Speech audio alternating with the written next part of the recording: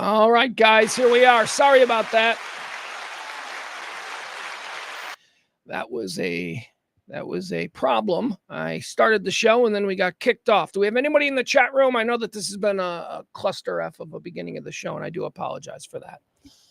Hi, everybody. Welcome in. It's The Rant with me, Pugs Moran, here every Monday through Friday from the Kelly Moore Memorial Studios in the beautiful E-Gallery. We do this, it's hot topics, current events. It's all the things that people are talking about. Hi, Taronda. I'm sorry about that. We were having some Restream problems.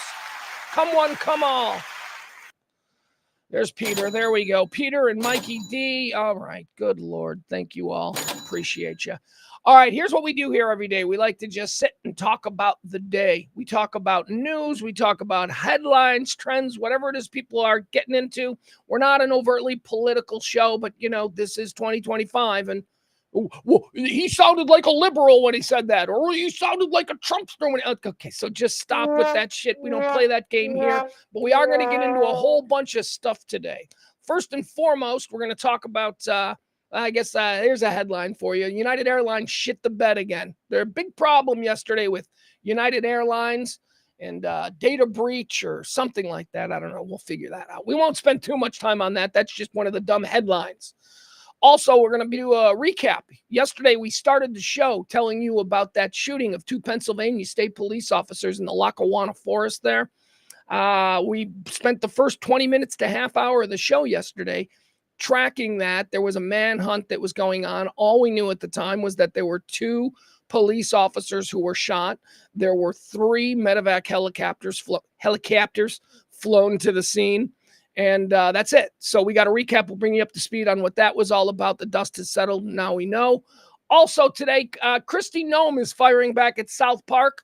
Spent a little time yesterday making fun of Kristi Noem, showing what South Park did. So, let's not be dicks. Let's give Kristi Noem her moment to fire back, and she is. And in just beautiful, I don't want to bear. I don't want to. We'll get into that story. We've also got the latest on Epstein. I promised you an Epstein update every single day. Today, we're going to go a little bit deeper into what we talked about yesterday, which was polling. President of the United States a couple of weeks ago acted completely incredulous when he was asked about the Epstein thing. His response was, I can't believe people are still interested in this. Well, the polling yesterday suggested that absolutely people are still interested in it. Today, we're going to go a little bit deeper. We're going to break down the different political affiliations and what percentage of those groups actually want all the Epstein files released. A deeper dive, if you will, into the Epstein polling from yesterday. Also, we're going to talk about football. We're going to get into a little bit of it. We're not going to talk X's and O's. I'm not Coach Pugs here. We're not going to do that. I am very excited about football. Oh, my God. It's week 1 of the preseason. When do the Cowboys play? Cowboys play tomorrow. They have a Saturday preseason game. My Bears, we play on Sunday at noon, taking on the Miami Dolphins. Bears are scrimmaging with the Dolphins today. Or actually, I think it's done by now. It's 2:30. Chicago Bears and Miami Dolphins had a full 11-on-11 scrimmage at Bears camp today. Of course, they're playing Sunday in a preseason game, full dress preseason game. Details are sketchy coming out of how my Bears played against the Miami Dolphins, but here's something that ought to tell you how it went. Caleb Williams threw 3 consecutive touchdown passes of 50 yards plus, 2 of them to Colston Loveland, the rookie tight end. And the Miami Dolphins were involved in 3 fights with themselves. You worry when you have these these inter-team scrimmages or whatever. You worry about, guys from 2 different teams getting hot, trying to make the team. They start swinging on each other. Yeah, there was none of that. There was no bear on dolphin violence today. But apparently there was dolphin on dolphin violence 3 times. 3 fights broke out between teammates. So I don't know what that means for the practice, but there you go. That's all I got for you. All right, what else? Okay, so football. So the Cowboys open up against the Eagles. It's the first game of the season, and there are people freaking out. Mostly Philadelphia fans who are going to be attending games at the Link this year. The new prices for everything from a bottle of water to some crab-coated French fries. Man, look, okay. To an extent, I will go to a professional sporting event and I will bite my lip and I will pay for the beer price, right? Because it's like, well, this is what it just costs here. The Philadelphia Eagles are taking advantage of that mindset. Wait till you hear these new prices. These are Coachella level prices just for an Eagles game. It's absurd. So we'll get into that. Also, one of the things that I do want to talk about, one of my favorite things, this will be probably what we spend the most time on. It's the one I'm most interested in. There's a story circulating, well, a buzz circulating. I guess you can't really pin it down to one story. People are chattering there on the interwebs about a recently rediscovered Maxim magazine article from 2007. People are freaking out about it. They're very upset. It's from 2007. It's 18 years ago. Good Lord. What a better time it was. It really was a better time 18 years ago. I mean, not just for me personally, but just in general. It feels like things were better. I know we were involved in 2 wars and we were all clutching pearls about that. It just seemed like we were better people. Anyway, there are a lot online who disagree. Maxim magazine had a list in 2007 of the most unfuckable women in Hollywood. And we're going to go through it. People are upset. That's so mean. Why would they be cruel like that? And this was a mainstream magazine? Yeah, Maxim was pretty mainstream. Hell, we had an entire radio station in this town that treated Maxim's monthly editions like the Bible. All right. And then also I want to talk a little bit about Portillo's. There's a story in the Dallas Morning News today. Portillo's, the fastest growing fast casual, or is it? Is it? Big story in the Dallas Morning News about oversaturation of Portillo's in those problems that they've basically mentioned. There was a big earnings report done by corporate Portillo's, and Texas is pretty much okay. Texas is pretty much like, yeah, we're good. We're good. We don't need a Portillo's on every corner. I'll explain why that's probably the best course of action. All right. So we'll get into all of that and more. Let's say hi to the chat room. Who's all in here? Leslie C. There's my girls are here. Look, I saw my Tyranda. I saw my April. I saw my Leslie. We got Adam. We got Peter. That's it. That's okay. It's a Friday. The last day of Pledge Week. The last day. If you want to tip the show, you sure can. Help us out. We do have people who helped out yesterday, and those people are the reason I'm doing a show today. We did not make our nut, if you will, this month. But gosh darn it, thank you so much to Peter, Barney, and Benjamin, who all tipped yesterday. Why is this remarkable? Because they already tipped this month. They're doubling down on their support, and I do appreciate it. Thank you so much. I mean, you know, some people, thank you so much to everybody who helped out this Pledge Week. We do have one more show. We are nowhere close to making it, so anything you can do would be a great help to keeping this show going, but I will be continuing these shows. I'll be continuing these shows until... having said that, there may not be a show Monday. Just so you're aware, there may not be a show Monday. We may have something else going on. But if you like, follow, and subscribe, isn't that what I'm supposed to say? If you do all that stuff, I'll let you know. You'll know before Monday's show whether or not there's going to be a show. What else do I need? All right, I need to put that down there. Hey, look, I made the tip the show banner a little bit less. So it's no longer like this where it's like obscuring my whole face. I know. How great is that? All right, the first thing I want to talk to you folks is something that I've encountered now 3 times in the last week, just out there in the wild, just being around with people, you know, just meeting. Hey, man, how you doing? Nice to meet you. Or, hey, man, good to see you again. I don't know if this is a woman thing. I don't know if women do this. Women shake hands, right? What kind of a question is that to ask? I'm serious. I'm sitting there, I'm going, women shake hands, right? Okay, so men shake hands. And of course, I've met women and now I'm putting it together. Yes, of course, when I see a woman, my instinct is to shake her hand and she shakes back. So women shake hands too. I don't know that I've ever seen 2 women shake hands. Sure, it happens. It must. I must have seen 2 women shake hands at some point. I don't know. Anyway, here's what we need to get to the bottom of. And I've had this 3 times in the last week. What are we doing? What are we doing? What, are we handshaking? Are we handshaking like gentlemen? Are we handshaking the way, you know, people have handshake for millennia?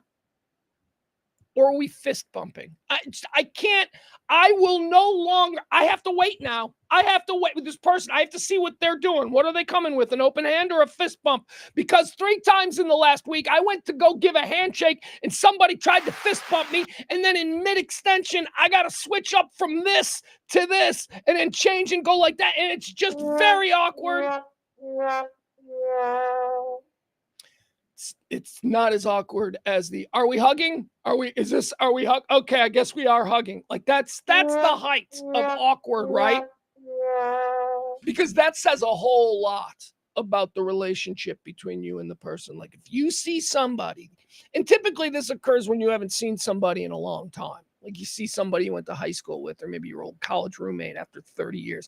You see him, you run into him somewhere, and you're like, oh my God, I want to hug them. And you move in because that you are showing instinctively, reflexively, really, how you feel about this person. This is a person you would hug. This is not a person you're going to shake hands or bow to or fist bump. This is a person you're going to hug. And then they're not ready for the hug. And you see them kind of freak out. And then that stops you from doing the full hug. And then it turns into something weird. All right. That's the height of the social awkwardness. I don't even want to deal with, you know, are we hugging? I don't even want to deal with that issue. But we do have to figure out, what are we doing? Are we handshaking or are we fist bumping? I don't, when did the fist bump, is this a COVID thing? Okay, because I am not going to be one of these weirdo people who, like, I'm not going to handshake anymore. Why? Because disease? Oh, please stop with that, okay? Disease. People have been handshaking for hundreds of years. Stop it. No, we're fist bumping now. You know, another thing that's hard, that was hard change for me, but now I do it. Now I do it instinctively. The sneeze response, right? I used to sneeze into my hands like a normal person. I used to just, achoo, right? I do that. And then you're like, okay, what are we doing here? And I get it. There is a problem. There is an after the fact problem with sneezing into your hands. You're like, okay, now what do I do? And what do? You do it on your pants. That's what you have pants for. If you're a guy, maybe the butt, maybe you rub the snot from your hands onto your ass. You can't see it. Other people can, but you're not thinking that way. You're just like, no one will see that.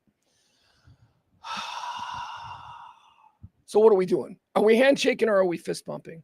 Because I'm telling you, I'm always coming with the handshake. I don't cotton to these new things. It is a way, you know me, I'm Mr. Judgmental. I can like size you up. I will tell you, you're going to lose points if you come in with the fist bump. If you come in with the fist bump, you're going to lose points. The only time the fist bump should be used is when you are having to greet many people who are total strangers. All right. Like if you're a professional football player and you're walking out to the field and there's a bunch of fans, you should feel free to fist bump them in. I just said fish bump. Fish bump. That's something lesbians do. Anyway, you should feel comfortable fist bumping a professional athlete as he moves his way. It's a very quick way to be able to go. It's also very, it's better because the other person can't hang on for too long. You know, it's like, no, wait, I want to keep talking to you. And then you got to go, and we're, oh, we've just made this interaction ugly. No, that's not what we want. Fist bumping, if you're a celebrity greeting many strangers, is perfectly okay. Anyway else, no. It's always a guy named Brett. Hey, Pugs, it's Brett. Hey, Pugs, how are you, man? Fist bump. No, Brett. You dork. Adam says you got to embrace the awkward. And, you know, that was kind of my mantra until I turned like 40, and now I'm done embracing the awkward. Now I just want to be able to bank on an expectation. I don't want it to be awkward.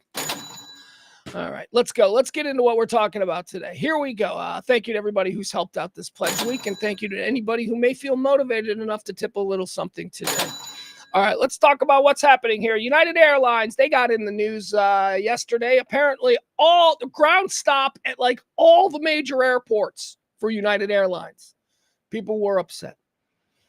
I'm looking at this story and I don't really want to talk about this story. All right, United Airlines, they fixed it. They fixed it by night. A bunch of people were inconvenienced. That's all. A bunch of people. I fell down a bunny hole last night on YouTube. Okay, this is how we'll talk about the United Airlines story. United Airlines had a computer meltdown, shut down all their flights yesterday, ground stoppage at most of the major airports in America. It was fixed after about 10 hours. People are now traveling on United Airlines fine again. All right.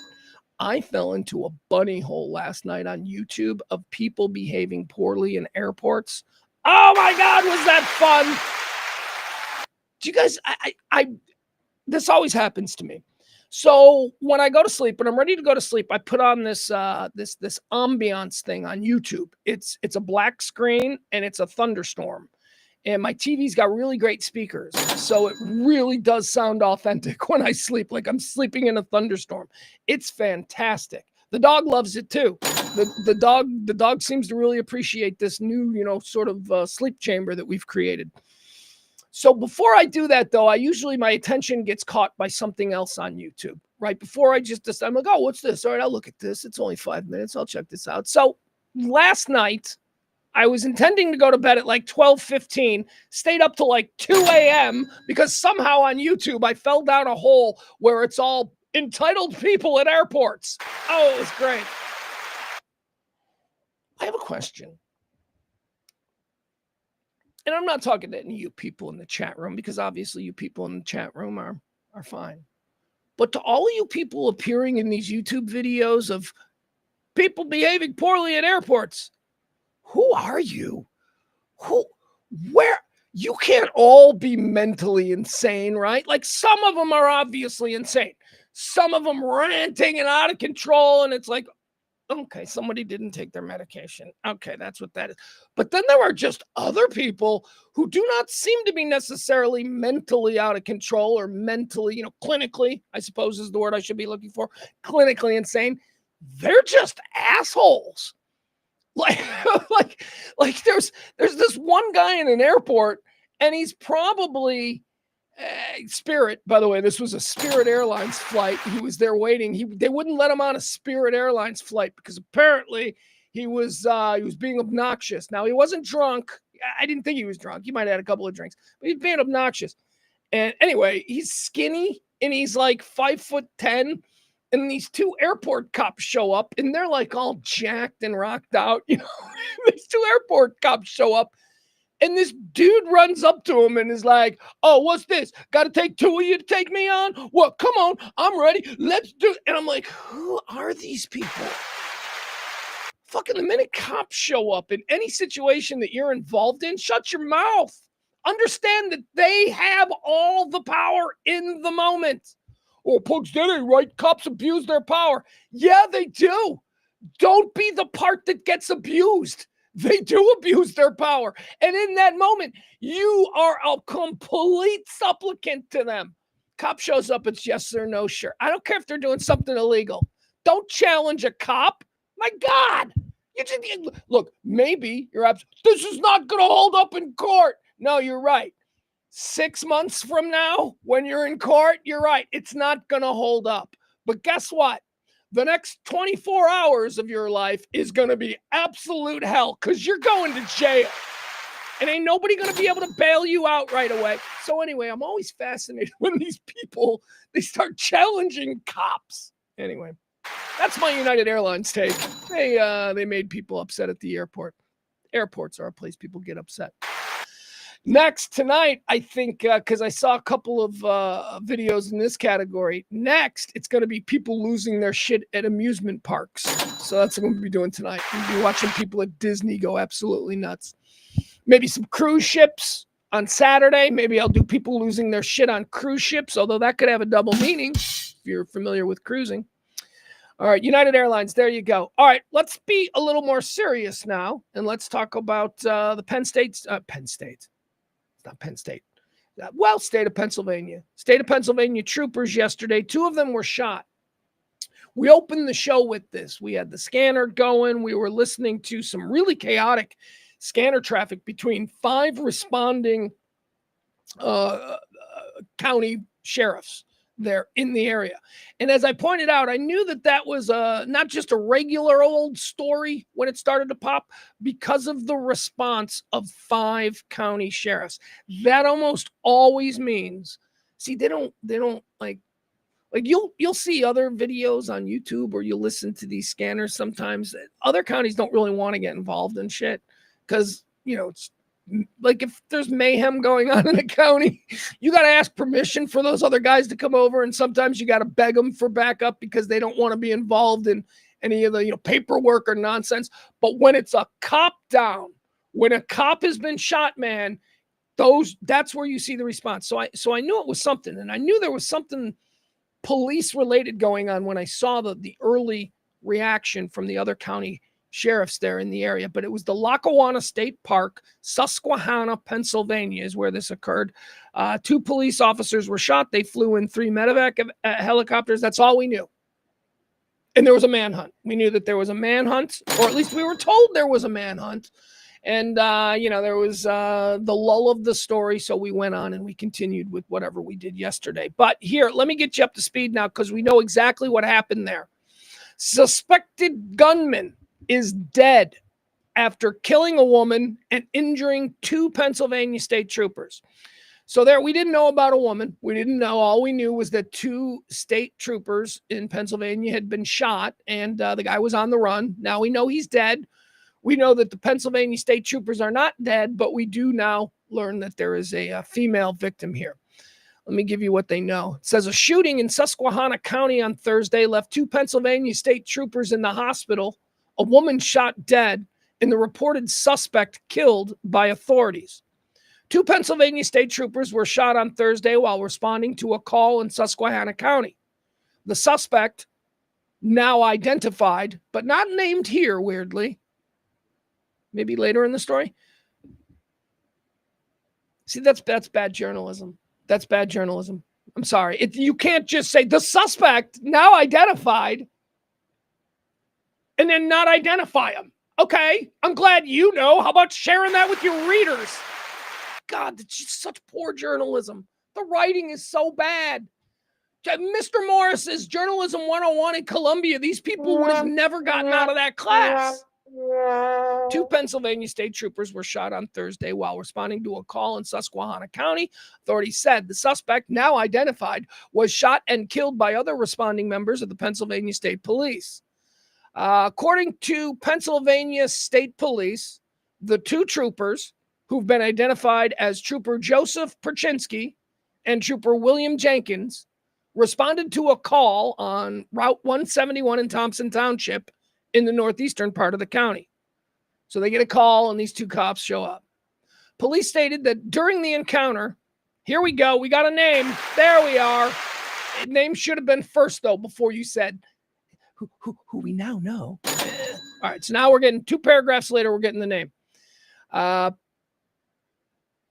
Police stated that during the encounter, 61-year-old Carmine Fano opened fire on the responding troopers, wounding them.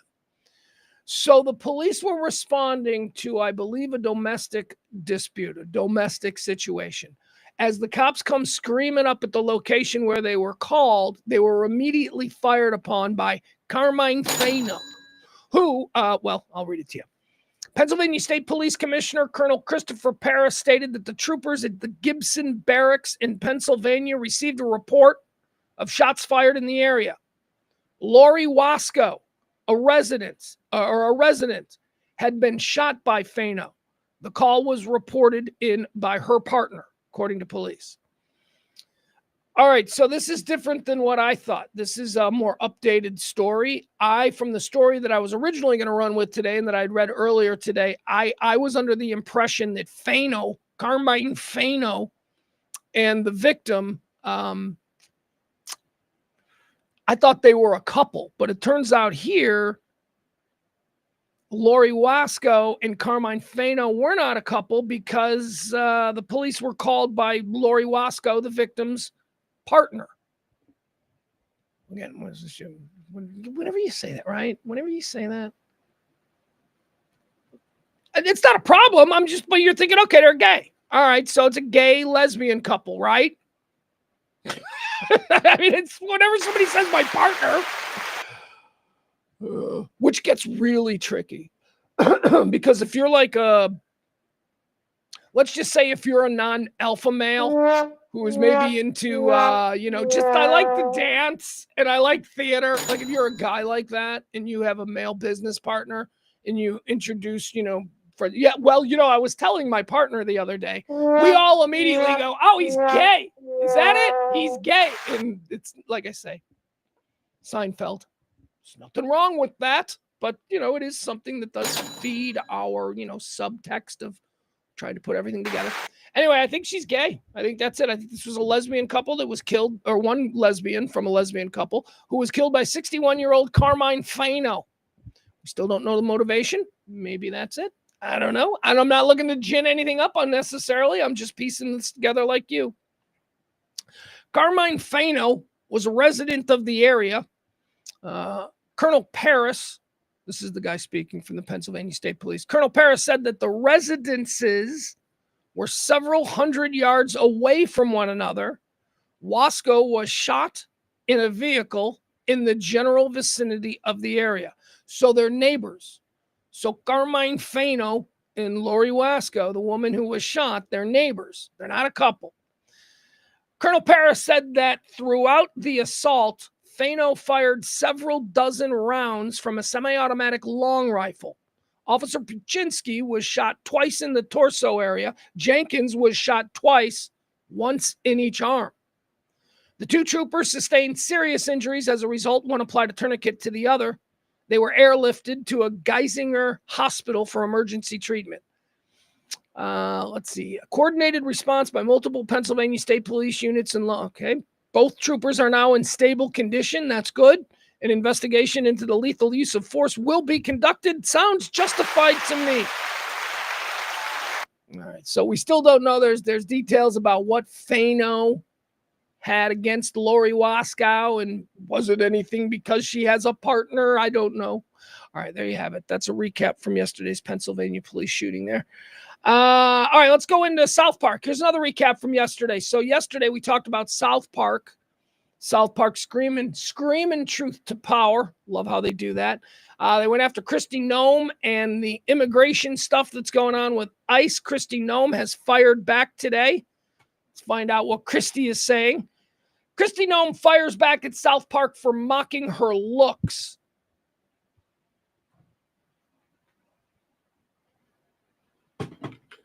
Oh, what's the matter, Kristi? Are you a victim? Were they mean to you? Did they mock your looks? First of all, I don't think they were mocking her looks. I think they were saying that she's hot, and that seems to be the only prerequisite for her getting the job. It's not mocking her. Were they mocking her looks? I mean, did they do something with the crazy, awful plastic surgery that she's about to have? Because I don't think she's had it yet.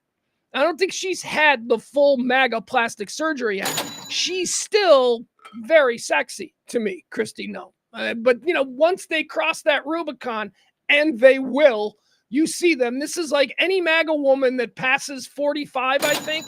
They start to get the giant lips and the implants and they look awful. There is a MAGA woman look. By the way, why don't they all just do? Well, that's, I think, the problem. I think they're all trying to do Melania. Melania is a woman in her mid-50s, and she looks amazing. But very few people start out with the genetic code that Melania is working with, right? I mean, Melania is already just flat out one of the most beautiful women. She's gorgeous. So, gorgeous women at late 60s, they hold together better. I don't know if a Laura Loomer and her genetic code is going to be able to keep pace with a Melania. So what ends up happening is you start looking like the clown from It, Anyway, I don't think that was the thing on Kristi Noem. I think they were just saying that Kristi Noem is a hot bimbo, not an ugly plastic surgery MAGA troll. and there's a difference. The Homeland boss responds to the brutal episode. She says, only the liberals and the extremists are mean like that. Oh, mean? Oh, we're being cruel? Being mean? Are you a victim? Tough it up, cupcake. All right, let's see what she says here. I want to give you this legit because she should be heard. Homeland Security Secretary Kristi Noem is fired back at South Park after the Comedy Central series rather brutally mocked her looks during its most recent episode. Haven't seen the full episode. I've only seen clips. I will absolutely watch the full episode this weekend. Noem went on Glenn Beck's podcast and was asked about the show. Here's what she had to say. It's so lazy to make fun of women for how they look, she said. So lazy to make fun of women for how they look. All right. All right. Okay. I mean, but that very much seems like, a MAGA thing. That very much seems like something the average rank and file MAGA dude is comfortable with. It's one of the things I have in common with them. I think it's absolutely fine to comment on people's looks. I don't think it's fine to ever be mean or an asshole, but, you can comment. Noem went on Glenn Beck's podcast and was asked about the show. It's so lazy, she says, to make fun of women and how they look. Now she's speaking for women. Only the liberals and the extremists do that. If they want to criticize my job, go ahead and do that. But clearly they can't. The entire fucking episode was criticizing your job and your inability to do it and your complete lack of any sort of skill set that might suggest you could do it. You're a pretty girl who you got a bunch of horny fucking hillbillies. Well, I guess they're not hillbillies in South Carolina. Where's she from? South Dakota? North Dakota? She got like 15 people to vote for governor, and now she's the Homeland Security Director. It's because you're hot, cupcake. If you were an ugly woman, nobody would know who the fuck you are. No one went on Glenn Beck's podcast and said that it's just the liberals and the extremists. It's lazy, she said. South Park, it should be noted, perhaps even more savagely, mocked President Donald Trump's looks in the season premiere. No, they didn't. They didn't mock his looks. They mocked his penis size. That's a very specific aspect of his overall look that I don't think falls under the jurisdiction of don't make fun of the way people look. They make fun of his dick. That's all. During the interview, Noem also took issue with media criticisms of the ICE raids. So they are criticizing your work. A couple of sentences ago, you said, it'd be fine if they criticized the job I was doing, but apparently they can't do that. And then like 2 sentences later, Noem also took issue with media criticisms of the ICE raids, saying they've been inaccurately portrayed. Here's what Noem said. I'm shocked. I am so shocked.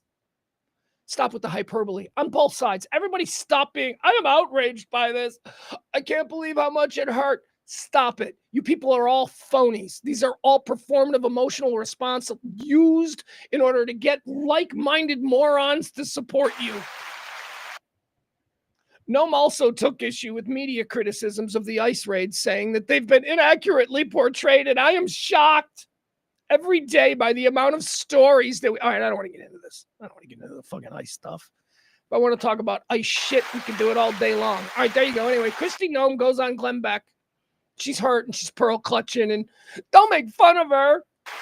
And it's only the liberals who, minimize women to just sexual. I don't think that's true. I don't think it's only the liberals. Let's keep going. Let's talk about an Epstein poll. Today's Epstein update. Yesterday, we went through a Gallup poll that sort of looked at whether or not people are truly interested in getting the facts surrounding the Epstein investigation, which would mean a release of all the documents. President Trump, a couple of weeks ago, he said incredulously, I can't believe people are still interested. Nobody's interested in this. Why are you asking a question? All right. Yeah, that's called gaslighting. Just so you know, if you were always a little bit foggy about why everybody says, why does Trump gaslight all the time? That is a premier example of gaslighting. Trump pretending that he is completely confused on how anybody could be interested in the Epstein case. He knows people are interested in the Epstein case. If it didn't involve him, he'd be fucking it. before it involved him. He was way interested in the Epstein case. So that's gaslighting. When Trump says, I don't know why everybody, and why is gaslighting a problem? Because it suggests a duplicitous nature, and it also tells me that you are a fucking con man. Gaslighting. It also tells me that you think I'm stupid. You are an arrogant son of a bitch who thinks you are outwitting me right now by telling me something that is absolutely not true. The entire fucking country wants to hear about Epstein because of you and your people. This, honestly, I was not an Epstein guy. I could give a shit about this story. A terrible story, terrible things happen. My God, my God, my God. But you know what? You ginned us all up. And now I'm like, yeah, I am kind of interested in knowing what his client list looks like. And again, there's no such thing as a client list. If you're holding out and hoping that you're going to get this list of people, Stephen Hawking, you're not going to get that. That doesn't exist. But what we are going to get is all kinds of memos regarding the investigation, people that he was hanging out with, people that were traveling, known associates, if you will. That's the shit that I want to know. I want to know the known associates. I want to know his pals, right? I want to know the guys that he partied with. So, to that end, yesterday we talked about a Gallup poll that basically said everybody in the country wants to know about Epstein. Today I've got a little bit more information on this poll. I've got some breakdowns here and I want to share them with you just so we know based upon political affiliation and how we vote, right? Because certainly you got to be imagining that Democrats want to see everything, You would imagine that it's like 99% of Democrats or whatever it is want to see this. So that's how we're going to do it. I'll give you 4 categories here so we don't spend all day breaking this down. The 4 categories I have for you are MAGA Republicans,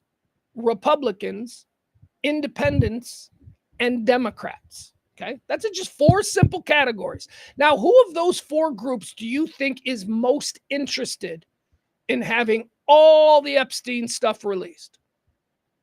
Maybe independents? Maybe. Well, no, that would be the Democrats. The Democrats lead the league in wanting to see all the Epstein information. 90% of Democrats believe that the files should be released and made public. 90%. All right. What about independents? Where do independents fall in here? Well, they're next most interested. 86%. 86%. Which is odd because that's where I would kind of put me at this moment, even though I hate saying that. I've always hated people who are like, I'm independent, because I'm like, nah, you're just fucking scared to choose a side. But, now I don't see really any other reasonable place to go but be one of those independent fence sitters. Independents say 86% of them want to see the Epstein files released. By the way, these are huge numbers for a poll because these polls always have 3 categories. Yes, no, not sure, right? So 86%, yeah! I mean, that's big. That means that's a wide majority of all people who do not define themselves as crazy liberals or MAGA. 86% of them say they want to see the Epstein stuff. Now let's move over to Republicans. All right, let's go over to Republicans. Republicans, 83% of all Republicans, traditional Republicans is what this is being broken down as. 83% of traditional Republicans want to see all the Epstein stuff released.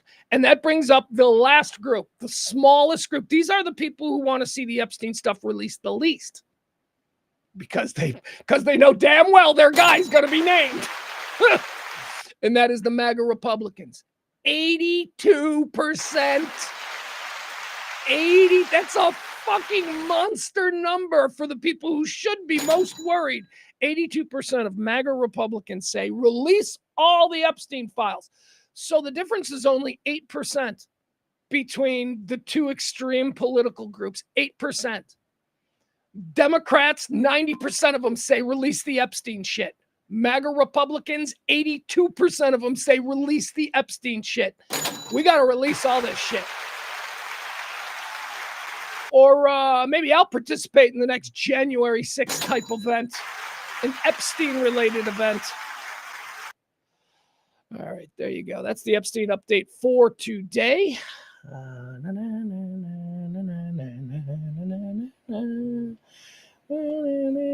Al's in the chat room. He's laying down what he is. He says that he is an independent. Al says I'm independent, non-tribalistic. We're all tribalistic, but I know what you mean. I'm not politically tribalistic. I'm not socially tribalistic.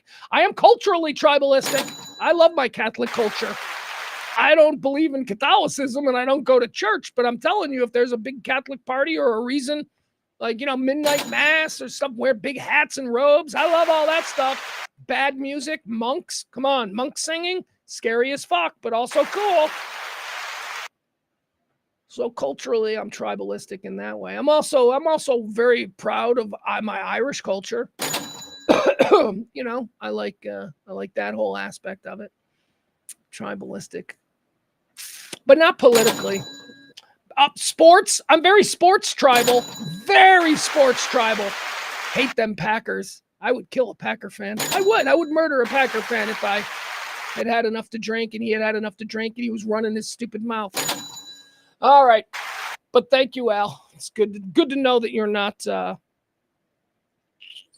one of those bought and paid for people. What do we have here? Yeah. Oh, yeah. Don't do this to me, Hugh, because I saw this coming across. I saw this trending on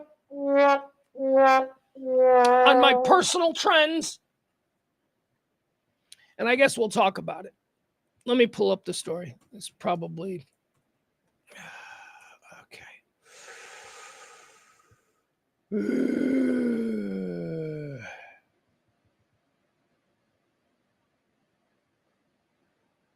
Hold on.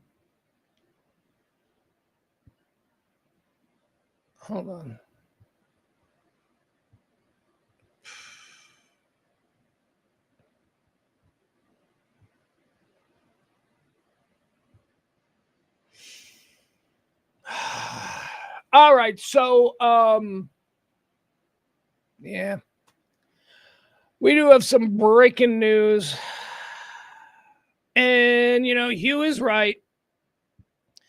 Jim Lovell starts a new death trilogy. You're damn right he does.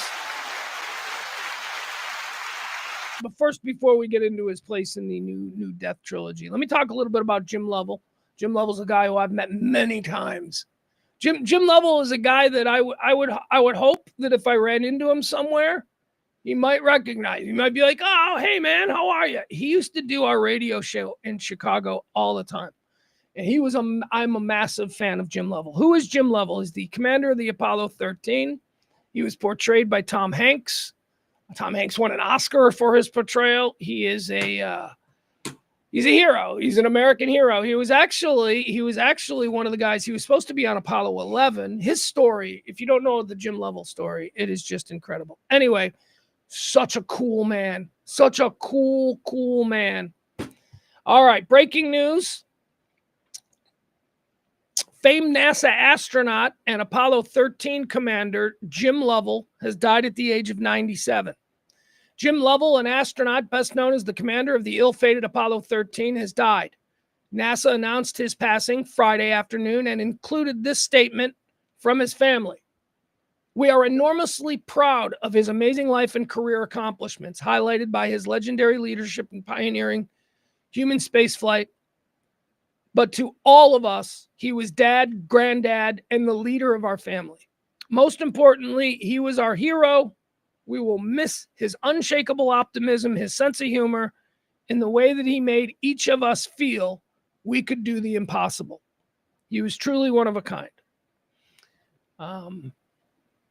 He really was a cool guy, man. And not cool. I don't mean cool like, "Hey, man, what's up?" No, I mean like he made you feel there are just certain people who, and maybe you have reverence for them, right? So like in the case of me meeting Jim Lovell for the first time in like 1994 or whatever, he could probably sense that I was a groupie, and Jim Lovell, I'm sure, has had his fair share of astronaut groupies. He was one of the Apollo astronauts, all right? He was one of the guys that was given a Corvette and was put on Time magazine and all that. So he was like in a rock band when he was in his 20s. So but the way, I remember the way he was so just the smile. There was warmth. I'm going back to the first time that I met him. And the first time that I met him was during the press push for Apollo 13. Apollo 13 played at the Chicago Film Festival, and it was judged winner of the Chicago Film Critics Film Festival Awards. And I covered that. And Tom Hanks came, and Ron Howard came, and all those people. And it's where my famous Tom Hanks interview comes from. Tom Hanks, I was told I was given 5 minutes with Tom Hanks. Tom Hanks gave me a half hour. We just sat there and talked about stuff. Tom Hanks was great. But the real takeaway from that weekend was the first time that I met Jim Lovell and me finding out that Jim Lovell lived in Chicago, and then me saying, hey, Jim, you need to come on our show all the time. I was just a producer at this point. And then getting to go to my host and going, I think I'm friends with Jim Lovell. I think he's going to come on. He knows who you are. It's cool. And then he did. He would come on from time to time. Let's go over his career a little bit. Hey, look, hey, man, this is my thing. I was born on July 20th, 1969. I'm an Apollo baby, okay? I was born the day we landed on the moon. I've always been, the way some people feel about Zeppelin and Pink Floyd is how I feel about the Apollo astronauts. It's the way I feel about all the Mercury, the Gemini, and the Apollo astronauts. The Apollo 13 mission almost ended in a catastrophic failure after an explosion crippled the spacecraft and took a Herculean effort to bring home the 3 astronaut crew. Lovell's NASA career was peppered with firsts. His first flight, the Gemini 7 in 1965, set a space endurance record of almost 14 days. After Lovell commanded Gemini 12, he'd flown in space longer than any other person at that point. His next flight, Apollo 8, was the first time humans left the Earth's orbit. That flight was the first to go to the moon, entering lunar orbit on Christmas Eve, 1968. As millions listened in, the crew read a passage from the book of Genesis. In a 2014 NPR interview, Lovell said his greatest impression was not looking down at the moon, but seeing the Earth from 250,000 miles away. Just a small, tiny ball, he said, blue and white, like a Christmas tree ball hung in an absolute black sky. I could put my thumb up and completely hide the Earth from my view. Going like that. He does that in the movie. What are we doing? He does that in the movie. In Apollo 13, Tom Hanks, he's looking out the window and he takes his thumb and he completely covers up the Earth. It was Lovell's mission in 1970, commanding the Apollo 13, during which he uttered one simple but scary phrase. Are you ready? Everybody wants a catchphrase. This guy's got one of the coolest. Houston, we have a problem. That was Jim Lovell. Houston, we have a problem. 55 hours into the flight, an explosion ripped through a service module after an oxygen tank exploded. Lovell was calm as he radioed back to mission control. It looks to me, looking out at the hatch, that we are venting something. We are venting something into space. Oh, fuck me. I'm watching Apollo 13 tonight. I am watching Apollo 13 tonight in tribute to a true fallen American hero. And look, well, he's just an astronaut. What do you mean a hero? All right, time out, motherfucker, and let me explain how the world works, okay? What Jim Lovell was able to do in saving that crew and bringing everybody back, and you've seen the movie. He's like, I got duct tape, I got paper clips, and I got a plastic sandwich bag. You've seen that. Jim Lovell being able to do that. It wasn't just about him doing it and putting it together and look at him, he's the little crafty guy. No. It was the idea that we, the Americans, we were invincible in space. We could have the absolute worst shit happen, but guess what? Because we put our absolute best motherfuckers up there, we can get it fixed. That was the message that was taken from the Apollo 13 disaster around the world. The other space agencies went, oh my God, I can't believe they were able to figure that out. That's what Jim Lovell represented in that time. Now, it was all but forgotten after a few years because, we don't stay. But in that moment, he was a true hero. He was a real hero for the way he made Americans feel about we could do anything. Everybody thought they were dead. The entire country was, and this isn't just from the movie, although you can get this from the movie, but I've read books on it. I've read Jim Lovell's book. The whole country thought they were dead. We were sitting there looking up into the sky going, when will the corpses fall? I don't know. Jim Lovell was a hero. Dead today at the age of 97. That's a good life, man. That's a good life. 97 years old. Commander Jim Lovell, dead today. All right. That's that distraction. I knew I was going to have to delve in. I'm looking out of the corner of my eye and I'm seeing all this Jim Lovell. I'm seeing Apollo 13. I'm like, fuck, he died, didn't he? And then Hugh gave it to me. So thank you, Hugh. Was probably going to get into it anyway. Ugh. But okay, so that does bring up a new question about the whole Death Trilogy thing. So let's do our accounting here of the Death Trilogy. He is right. Jim Lovell begins a brand new Death Trilogy. So he's one. Now within the next 10 days, another celebrity has to I'm trying to think of what are the okay, so here are the last two Death Trilogies that we've had, and then I'll give you the rules. We had Malcolm Jamal Warner, Ozzy Osbourne, and Chuck Mangione, right? That was a full Death Trilogy. All of those people died within 10 days of each other. Death Trilogy. That was followed up by our most recent concluded Death Trilogy, which is Hulk Hogan. Wait. It was, hold on, wait. It was Malcolm, Ozzy, and Jamal. Yeah. And then the most recent Death Trilogy that we've got is Hulk Hogan, Ryan Sandberg, and Lonnie Anderson. That's three, all within 10 days of each other. So we are awaiting a new Death Trilogy, and Jim Lovell is definitely guy number one. Jim Lovell starts off this Death Trilogy. All right. Thank you for the accounting. All right. Now let's see where we are.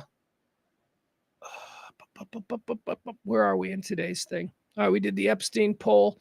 Okay, let's talk about the Eagles-Cowboy game. The Eagles-Cowboy open up the NFL season a month from Thursday. I think it's a month from Thursday. I don't know, whatever. I was looking at the dates and I'm like, it's coming soon. So people in Philadelphia are absolutely freaking out because the price lists for the new Link Stadium or the new Link Stadium menu, the Link out there in Philly where the Eagles play, people are not happy. Now, we all know that when you go to a stadium, when you go to a football game, a baseball game, hockey, whatever, you're going to pay a ridiculous markup for whatever it is that you want. Like, I expect beers to be $6, right? That's an absurd number. And I know it's more than that. It's like, Pugs, you ain't been to a game in a while. It's $7.50 for a beer. Okay, fine. But it's ugly. It's just ugly. It's ugly the way they try. They know how important sports is to the community. Any moment that they can, fly that flag and be like, sports brings people together, dads and kids, grandpas, and that's what we're about, they say as sports owners. And then they make it absolutely impossible for regular families to go and have that experience that they're all so proud of themselves for sharing. So the new prices, it's festival level pricing. All right, let me tell you, let me show you. Do they have a menu? We'll show you a menu. All right, so there's a place there in Philadelphia called Chickies. I think it's called Chicky and Pete's. And Chicky and Pete's has signed a deal with the Link to provide food for their stadium vendors and all that. They serve a sandwich there at the Link called a Chicky Cutlet. And it's probably just a pounded breaded cutlet of meat on a tiny little hamburger bun. And that'll cost you $17. $17. People are very upset about that because apparently a Chicky Cutlet, when you go to a Chickies in Philadelphia, is $4. So the markup is $11. Chicky crab fries. These are just French fries, but they're, I guess, coated in like a crab dust or something. $17.50. It comes with two sauces, though. So $17.50 for a plate of fries. How about a beer? That's what we really care about, right? What's a can of beer at an Eagles game going to run average work, because we know Eagles fans, they're blue collar, they're working day Joes, right? Real people. So what's a can of domestic beer gonna cost you in a Philadelphia Eagles game? $19.50. $20 for one can of Miller Lite. Can I get a can of Miller Lite? Yeah, it'll be $20. What the fuck? All right, so maybe you're not an alcoholic who loves, Chickies cutlets. Maybe you just want a bottle of water. You want just a bottle of water? Hey, here's a bottle of water. And it's the bullshit bottle of water. It's not like a branded. It's like, Walmart. It's like Sam's bottled water. It's like something. Bottle of water at a game. Let's say it's really hot or whatever, or you're hyperventilating and you just desperately need a bottle of water. You better have $8. $8 for a bottle of water. How about a soda? Should we start with a regular soda? Let's start with a regular soda, which is probably just a little Dixie cup. Regular is like, what used to be called a small. So a regular soda. I'm so thirsty. I'm at the Eagles game. Can I just get a Diet Coke? Sure. That'll be $9.50. $9.50 for a regular soda. How much is a large soda? $13.50. It's probably only like 2 more ounces, but they're going to charge you $4 more. What else? Do we have any more prices here? It says fans returning to the stadium are in shock after controversial price hikes. A photo posted on social media shows the food and drink menu inside the arena's concession stands. A can of Miller Lite is going to set you back $18.50. It says here. It said $19.50 on the sign, or maybe I was reading it long. All right, so here's an interesting fun fact, because we don't want to raise the minimum wage. We don't. No.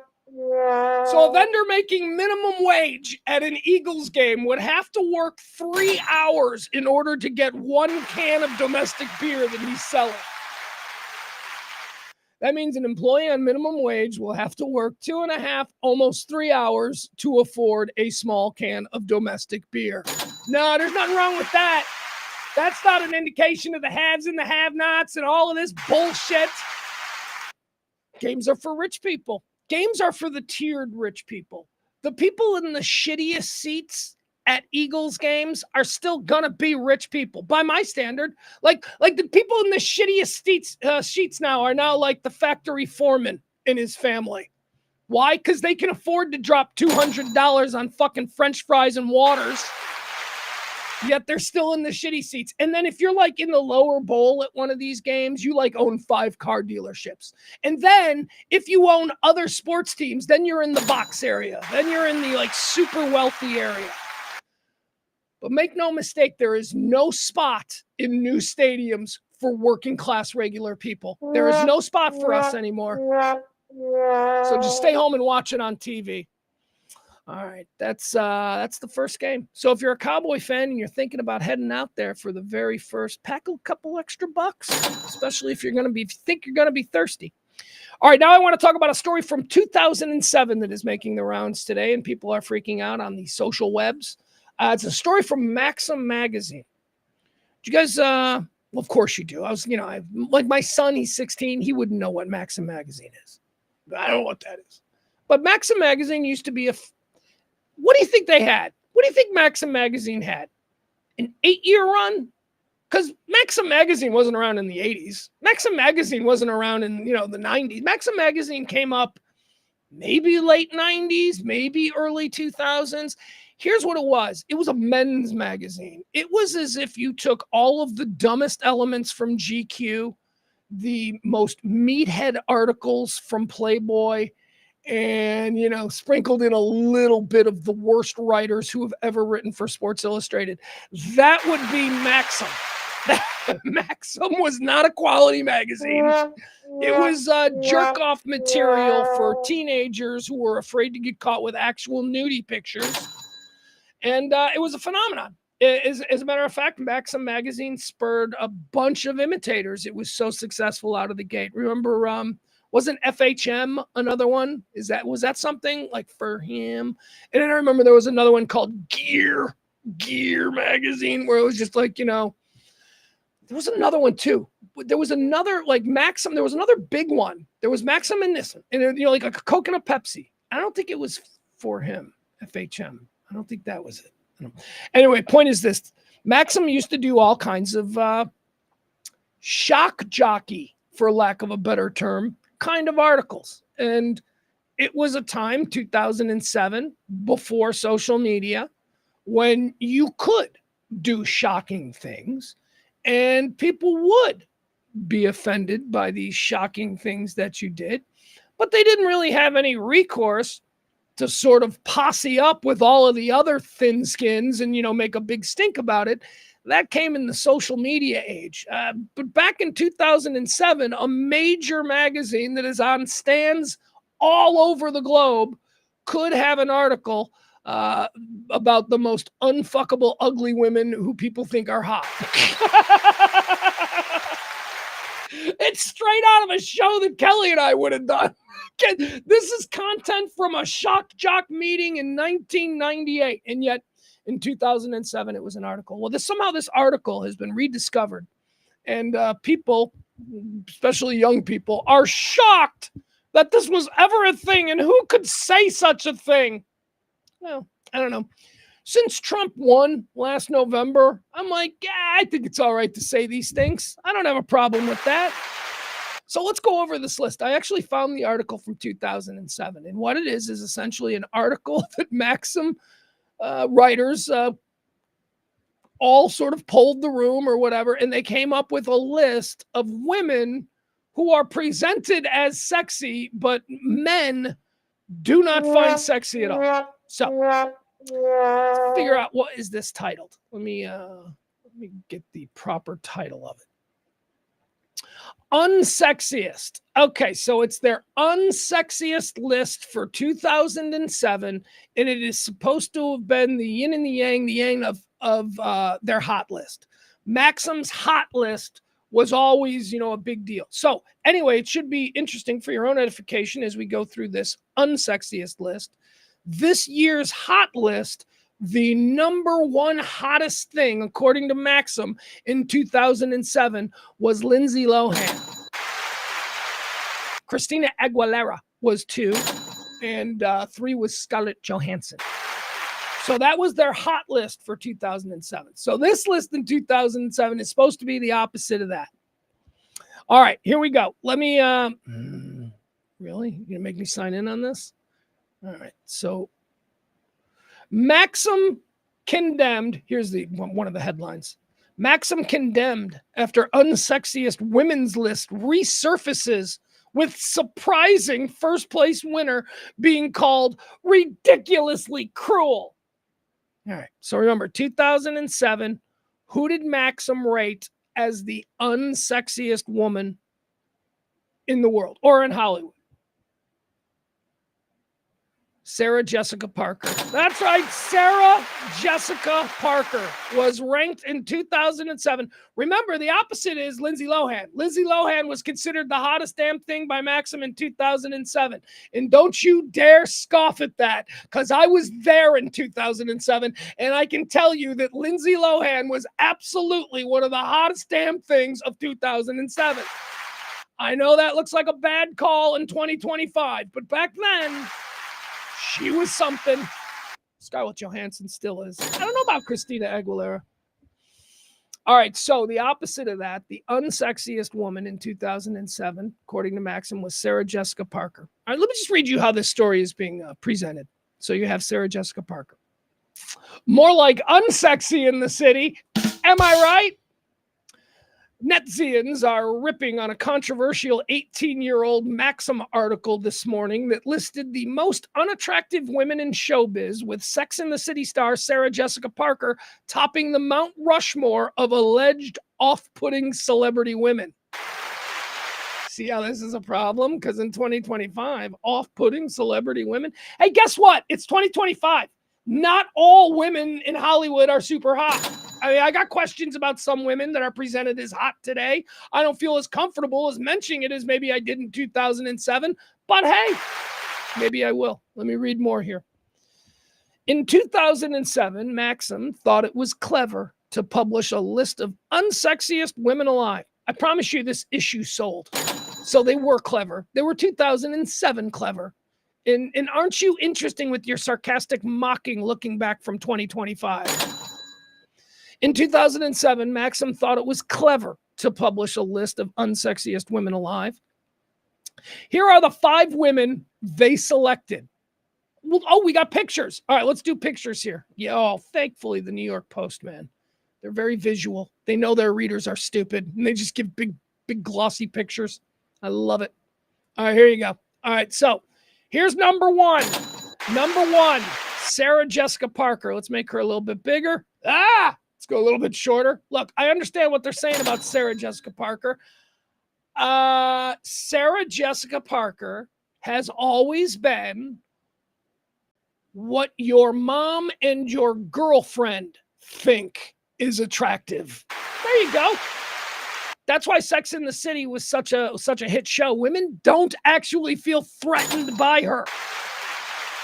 Sarah Jessica Parker, if you've ever seen the movie Mars Attacks, if you really want to see what Jessica Parker looks like, watch the movie Mars Attacks, because there is a scene where they take Sarah Jessica Parker's head and they put it on the body of a little chihuahua.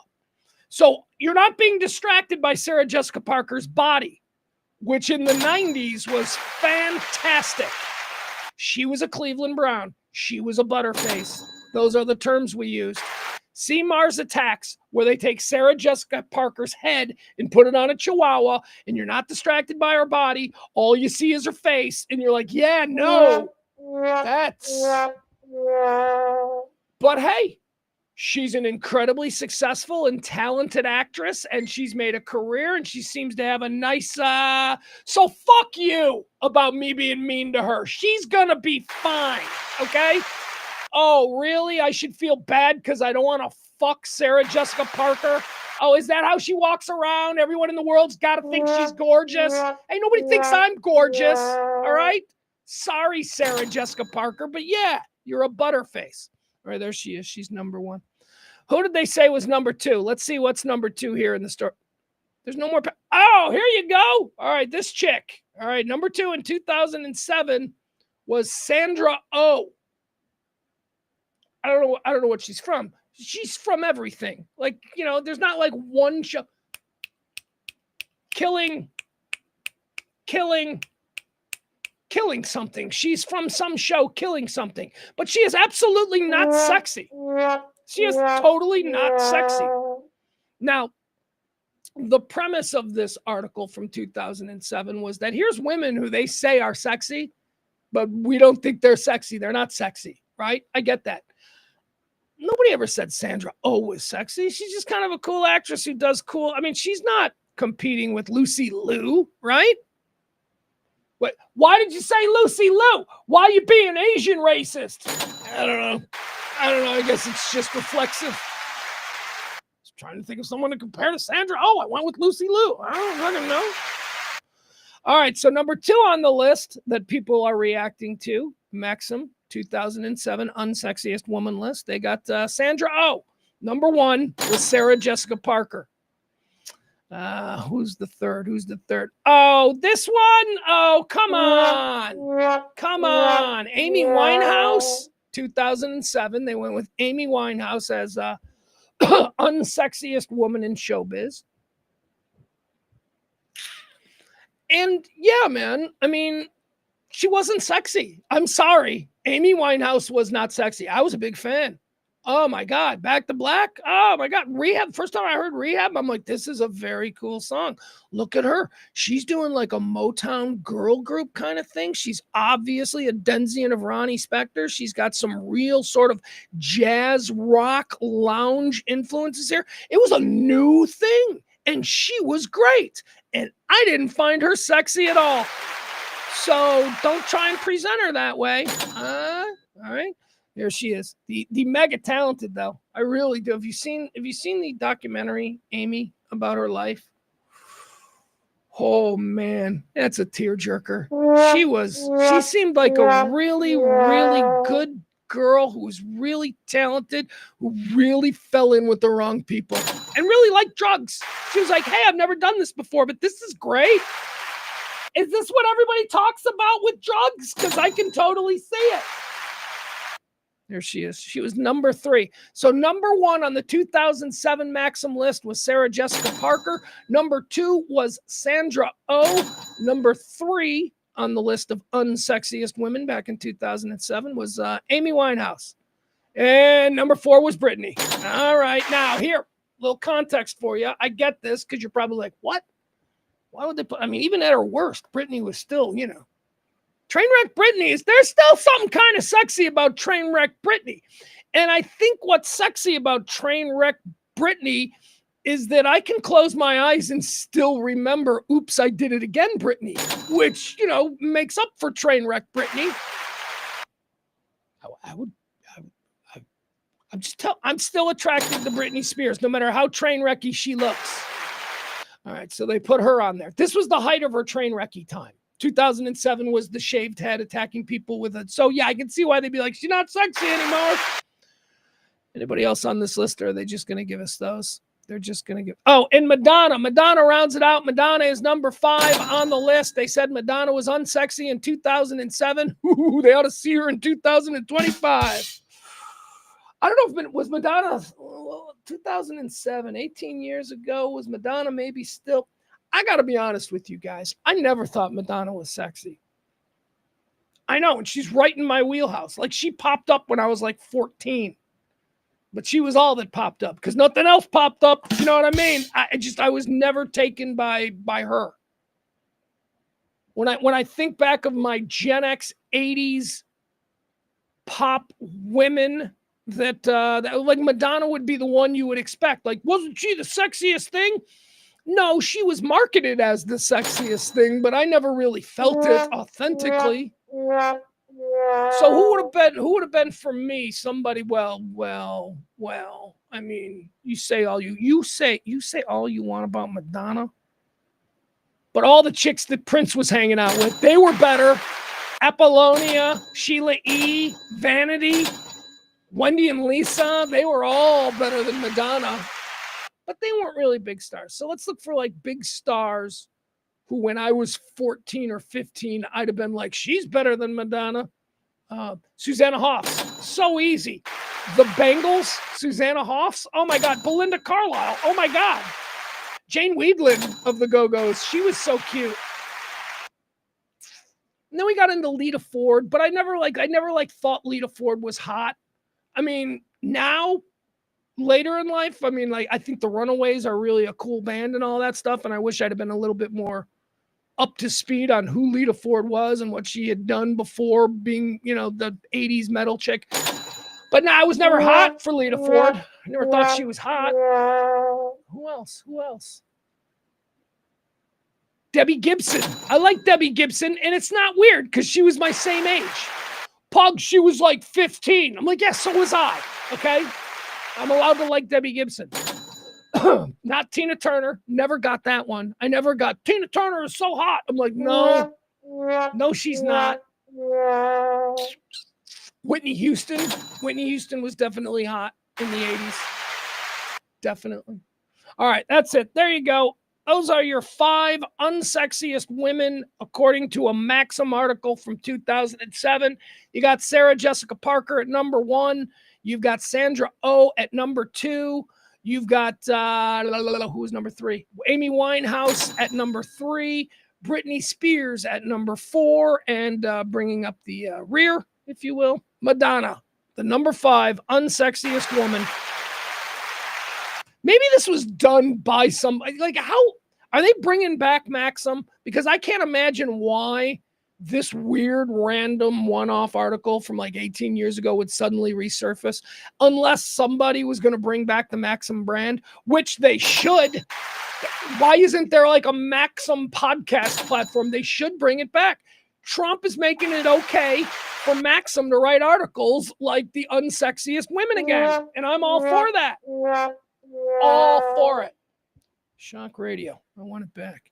Amy says, now that Lita Ford song will be stuck in my head. Went to a party last Saturday night. Didn't get laid. Got in a fight. It ain't no big thing. That was Kelly's favorite lyric of all time from a song. Kelly loved that lyric. She would always cite that lyric as her absolute favorite. Went to a party last Saturday night, didn't get laid, got in a fight. It ain't no big thing. Kelly was just appalled by the trashy behavior of that girl in that song. All right. Let's see. What else do we want to talk about here? So we've gone through that. Portillo's. Yeah. Let me mention the story about Portillo's. Portillo's had an earnings call. They are now a big... Portillo's used to be old Dick Portillo's place. Dick Portillo, he had a little hot dog wagon, and then he had an umbrella, and then he decided to, put a couple of picnic tables. And then suddenly he moved inside, and then suddenly he opened a second location, and then suddenly I live in Texas, and I can get a Portillo's Maxwell Polish anytime I want. And that ain't right. I shouldn't be able to get that here. That should be something I can only get there. In Chicago, the place of my birth, where Portillo's is an institution and a staple, to the level of Whataburger. It's like that for people in not the Midwest, the Chicago area. Wisconsin, Indiana, Milwaukee, Chicago, all of that. Portillo's. So Portillo's, Dick Portillo, I guess he died. This is what happens when people build up these things. They build them up over the course of years. They become institutions. They become worth an incredible amount of money. And they die, and then the kids take over, and the kids are like, so how much is Dad's hot dog business worth? And then they sell it, and that's what happened with the Portillo's. The Portillo's company, they sold out the kids after Dick died. They sold it out to corporate Wall Street guys who had big plans to expand all across America, and it's been very successful for them. Portillo's is certainly a much bigger name nationally than it was when, I was a kid, because it wasn't a name nationally. It was a place in Downers Grove. That was the Downers Grove. I lived in Woodridge. I remember the Portillo's in Downers Grove. I think that's the original. That's where we used to go. And then, you'd hear, oh, they're opening up another one. And it's like, oh, cool. And then somewhere around the mid-90s in Chicago, there were Portillo's in every neighborhood. All of a sudden, just boom. You used to literally have to go to Portillo's. The one downtown, I think it's when they opened the one downtown that really exploded. That's the big one. Point is this. Wall Street got involved, and they decided to roll out Portillo's nationwide. I was never someone who thought that this was going to work. I was never someone who thought that this was going to be a good idea. Turned out it did work, and it turned out it was a good idea, and they made a whole bunch of money. They expanded first to North Texas, Florida, and Arizona. Why these areas? Why these Sunbelt areas? Because they made the math. They did the math, and they figured this is where people who left Chicago went. And they're right. There's Florida, snowbirds, you go down there. Arizona, same thing. There is a huge displaced Chicago population in Arizona, as well as here in North Texas, of which I count myself among. So that's why they went to those cities. Because, you see, here's the thing about what Portillo's is. Portillo's makes hot dogs. Hot dogs are amazing. Portillo's hot dogs are great. Portillo also makes a thing called the Italian beef sandwich. Both of these things are only appreciated by people in Chicago. Hot dogs are only thought of as something to feed the 10-year-olds at a backyard barbecue or a thing that you get at a baseball game.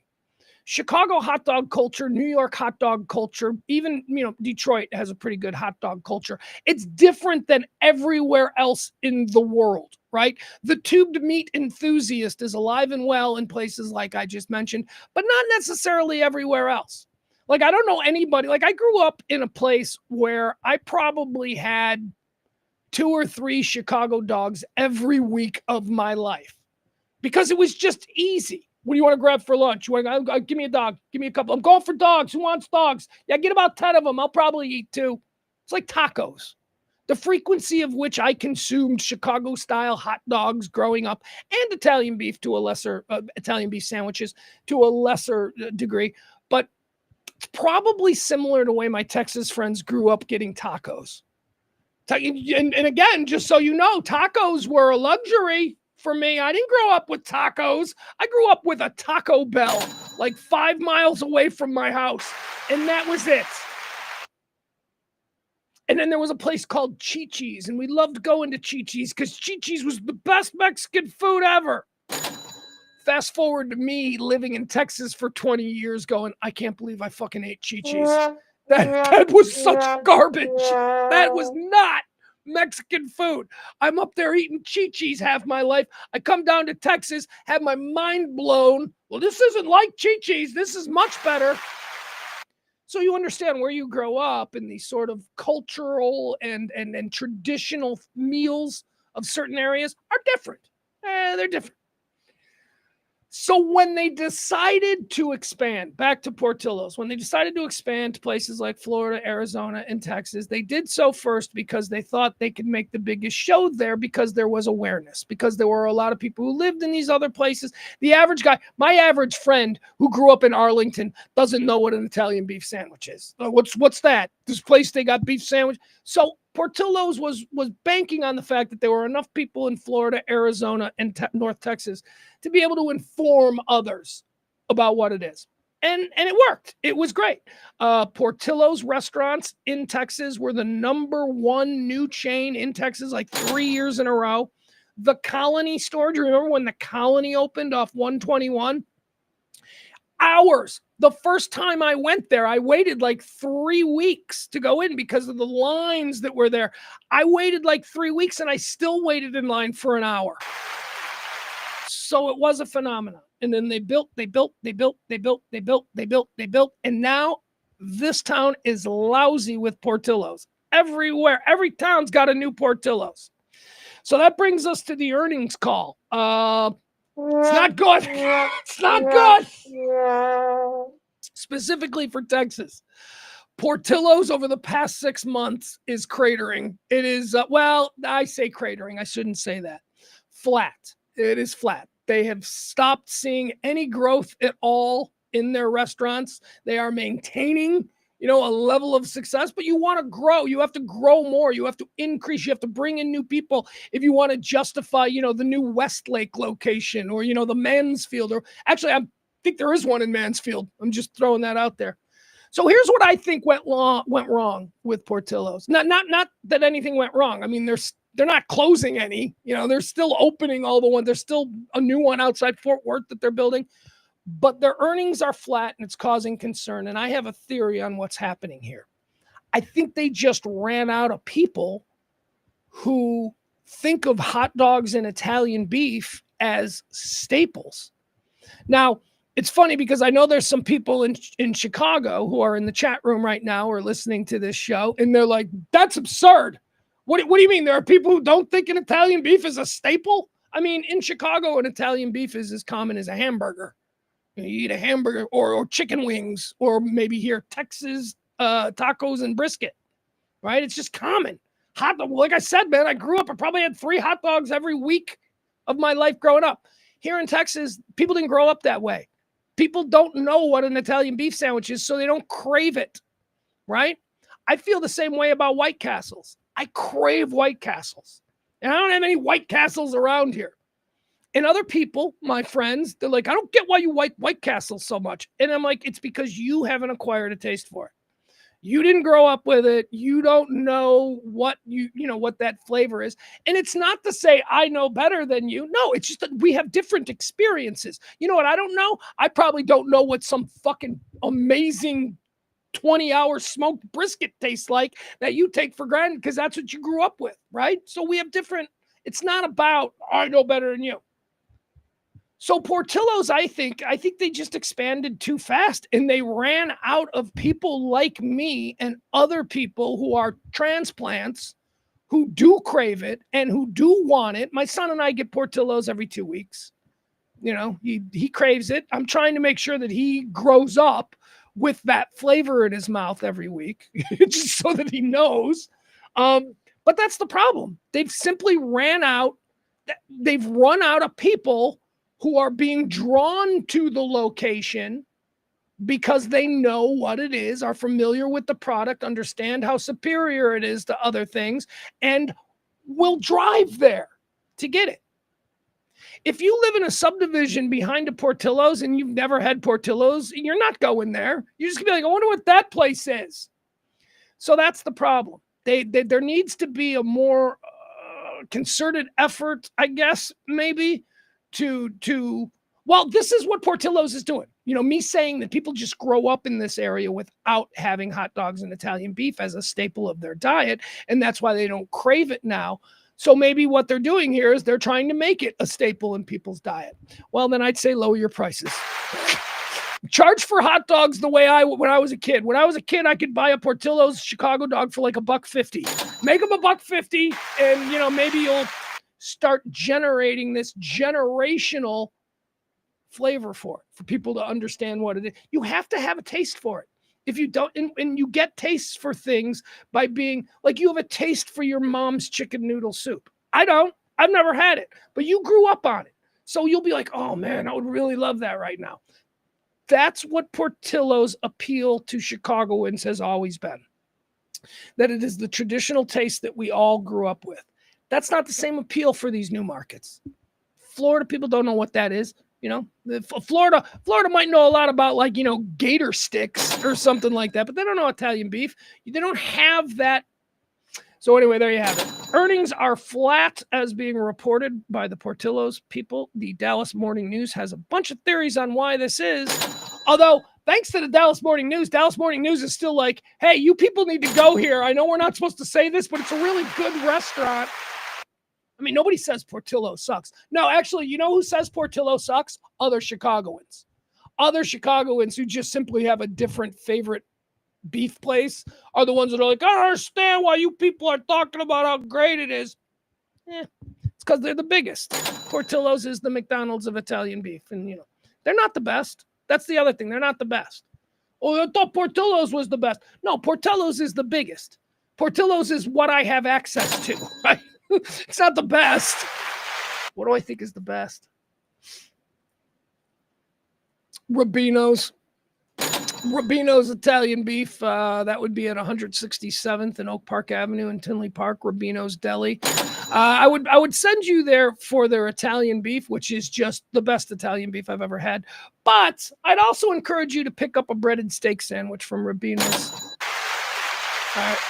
Rubino's is just a little Italian deli. All right, thank you. There you go. That's my rant on Portillo's. God, I'm hungry.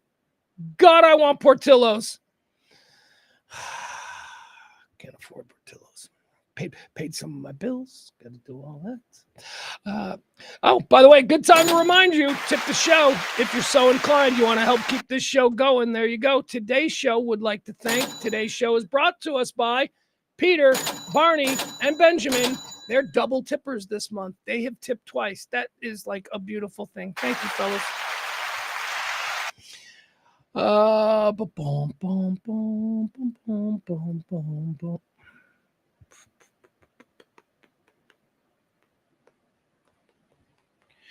Peter up in here saying, I ate at the one in Grapevine weeks ago and I liked it, or I lived it. Just had the dog. There is not one close to me. Kim still wants to try it. Al's Italian beef was great. Al's is great. Al's Italian beef is great. I didn't know there was a Portillo's in Grapevine. Is there a Portillo's in Grapevine? Because I'll tell you, I wouldn't go to the Portillo's in Grapevine. I'm sure Portillo's is great. But there's a better Italian beef in Grapevine than Portillo's, and it's Weinberger's. Dan Weinberger has been secretly making the best Italian beef and Chicago-style dogs at Weinberger's Deli since I got here.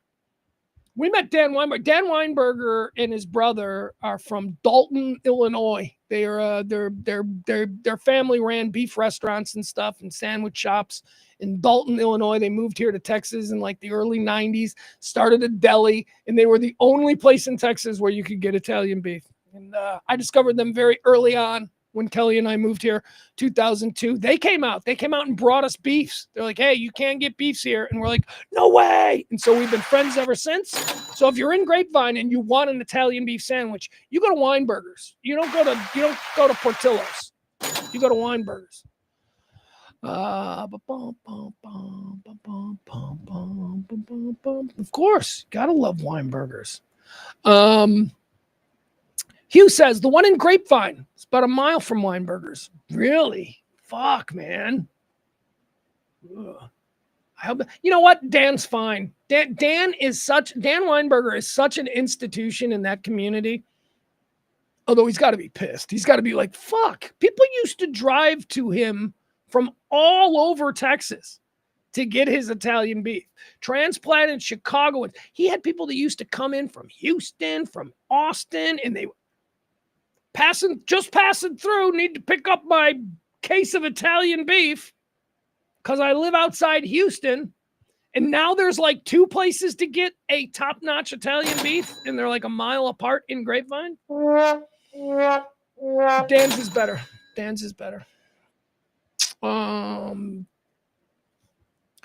You still have a sandwich named after you there. Yeah, I still have the best sandwich named after me there.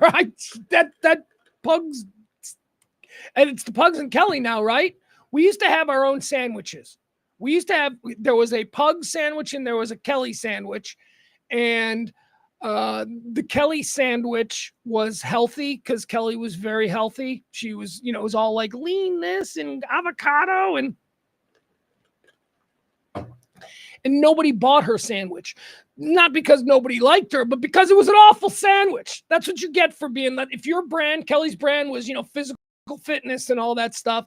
If that's your brand, then you're probably not going to get a really good sandwich named after her. So they had to take a sandwich off the menu because nobody wanted a turkey and avocado sandwich on lettuce wrap or whatever it was something ridiculous.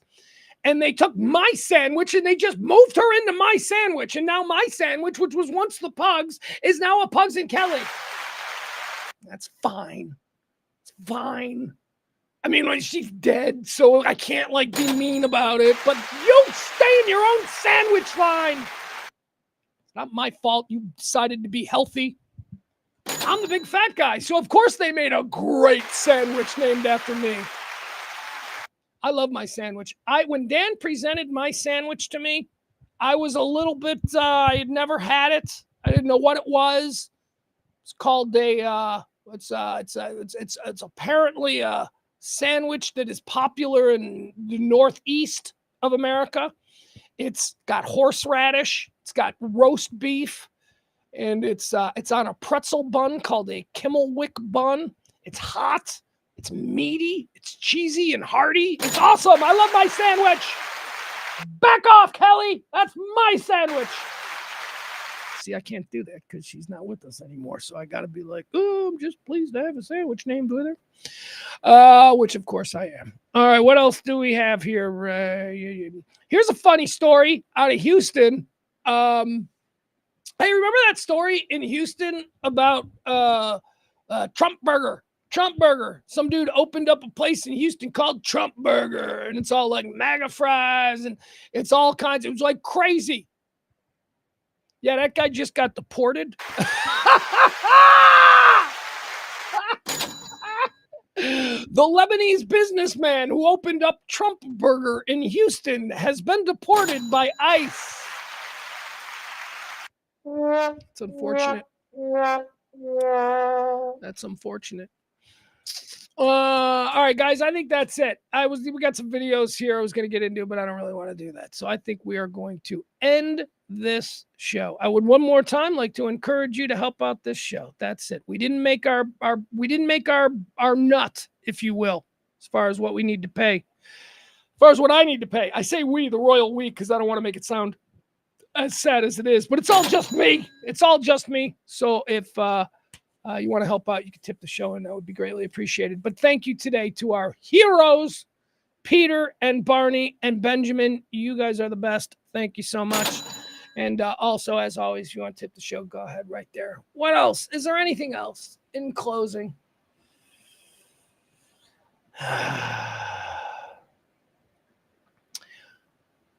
I got nothing. I thought maybe there'd be something, but I don't really have anything.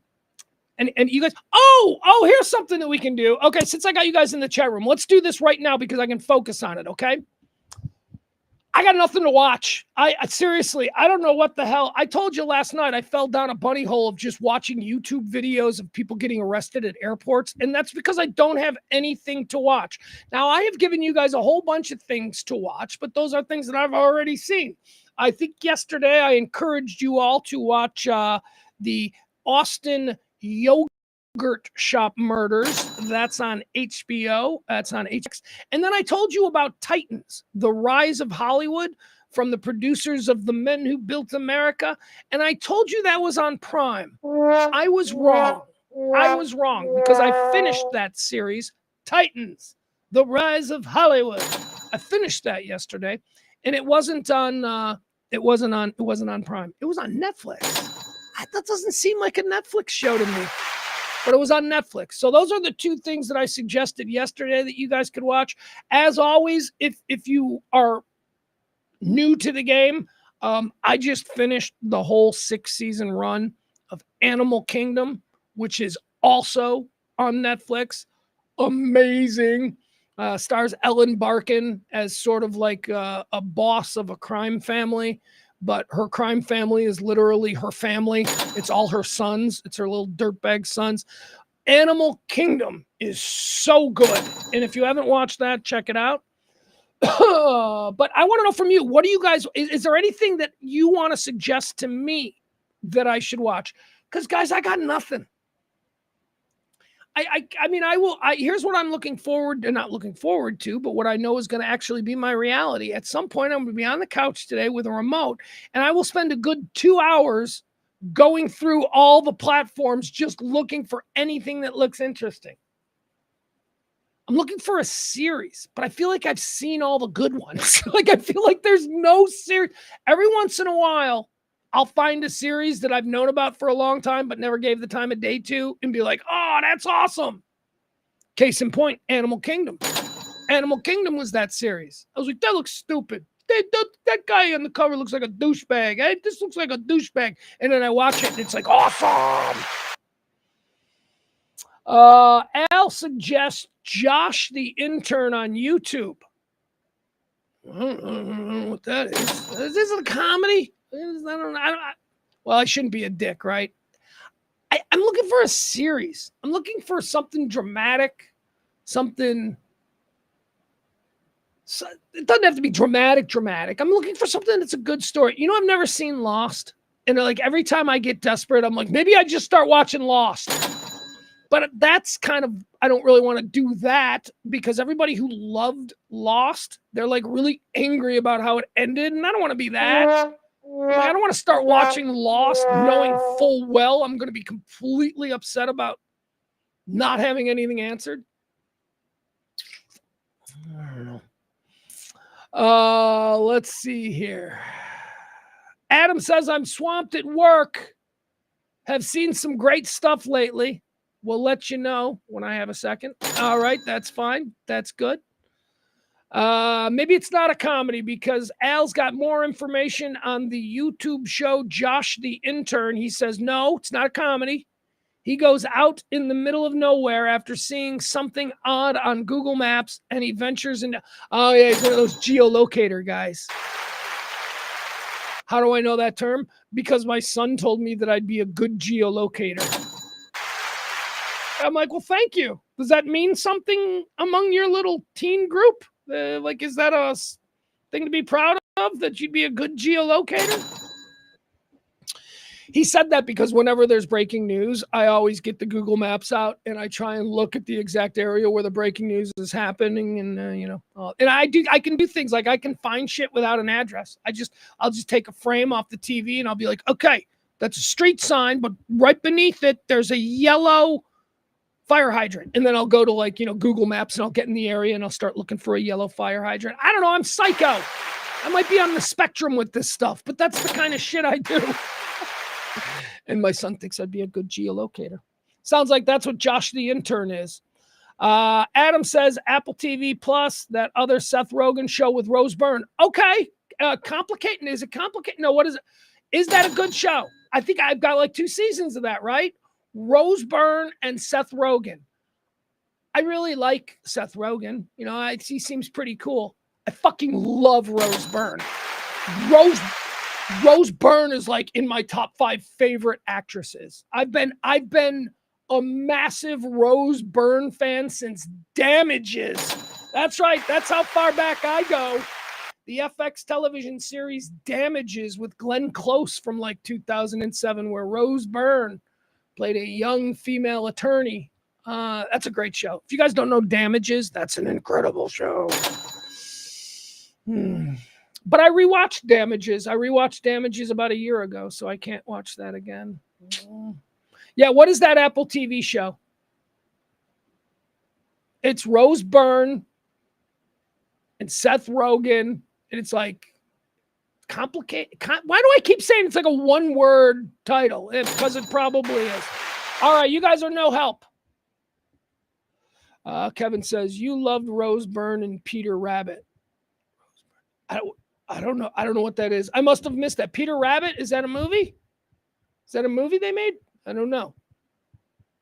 I love Rose Byrne in The Neighbors, right? I like Rose Byrne in, she plays like a slutty British pop star in, I think, Get Him to the Greek, right? Doesn't she play Russell Brand's pop star girlfriend and Get Him to the Greek? I like Rose Byrne. Rose Byrne's been good in everything. Can we just say she's good in everything? Kevin says, you turned me on to Damages. Good show. Yeah, Kevin. Yeah. Damages is a great show.